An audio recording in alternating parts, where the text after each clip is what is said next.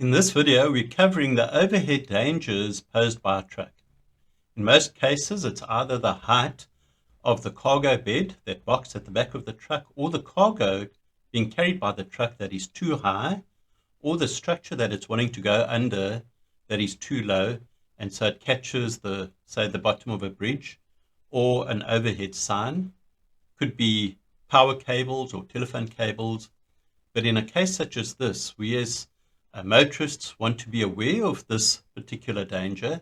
And so where we do have a truck traveling in front of us, where we see that the height is excessively high, or we know that the structure that it's going to pass under is fairly low, then we want to hang back a bit just in case that does happen, that the cargo then, or the box at the back of the truck, isn't displaced and falls onto our vehicle as we follow in closely behind. So we want to stay well clear. It could also be that it's a vehicle such as a crane where the boom is now sticking out in front of the vehicle and that catches another passing truck.